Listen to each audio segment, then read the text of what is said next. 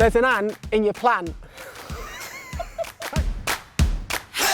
Hi, I'm Ian Roofe and welcome to Get Gardening, and here we're going to look at ants and whether they're a problem for the gardener or whether they're actually a gardener's friend. And of course, like anything in any aspect of gardening and of horticulture, there are often two trains of thought.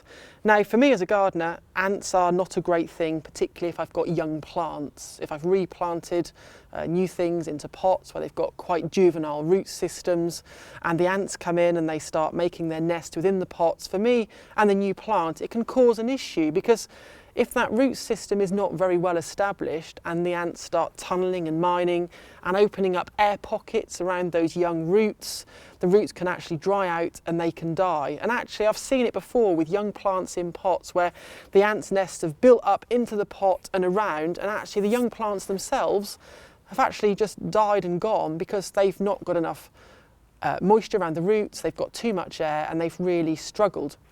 Now, if we look down here on this paving, we can see where the ants, and we'll get them where the ground is particularly dry or where there's lovely paving, where it keeps it nice and warm underneath. And here they really are milling around quite happily in those paving cracks and probably going up into these pots as well.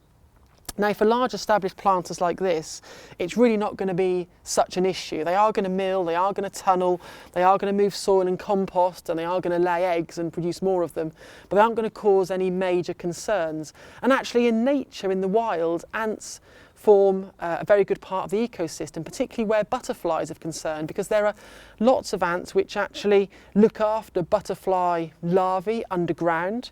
The larvae then secretes carbohydrates which the ants take off and feed their larvae with, and then when the butterfly is ready to pupate, the ants will often push that ready to pupate butterfly up out of the ground and off it goes. And there are one or two butterflies that have a really important, a symbiotic relationship with ants, so we shouldn't completely dismiss them.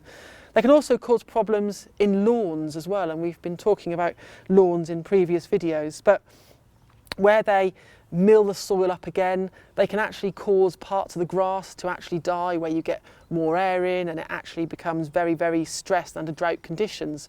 Now, there are a number of things you can do. Some of the old techniques involved using ground and milled oats, porridge oats, finely milled, and it was thought that the ants would take these back and they would eat them and they would groom each other, and then the porridge oats would actually expand in their stomachs and kill them. But new research shows that actually the oats themselves were just used as a carrier for things like arsenic, which older pest controllers would use to put down the holes. Now, I've heard about this method being used before with porridge oats, and I used it on some ants that I had around some roses at a client's garden, and it worked. Now, maybe that was just luck, I don't know, but it worked at that time. But it's definitely something that's worth trying to see if it has effects on the ants in your garden.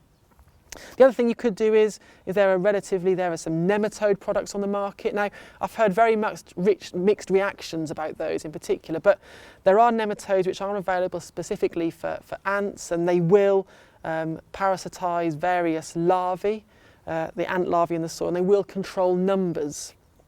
Of course, boiling water can be used as well, but that's also rather cruel. But often, a lot of the time, just by turning the soil over, if you can, if it's not in the lawn, it's in a border, if you can actually move the soil about with your fork, birds will come in. I've been working here this afternoon and found some ants' nests, and some baby robins came in and started cleaning up the eggs and cleaning up the ants' nests. So nature will often play its part. If you're worried about plants that do have possible ants' nests in them and you're worried about them doing any long-term damage, if they're young plants, yes, be a little bit concerned and maybe just increase your watering slightly, just make sure the plant doesn't go thirsty. But if you've got established plants and ants are burrowing around the bottom, it's going to do actually very little damage.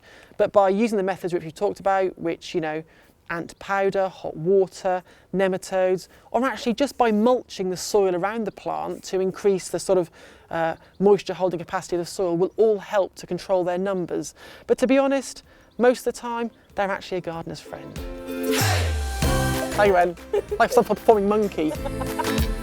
There's an ant in your plant. I said it quite aggressively.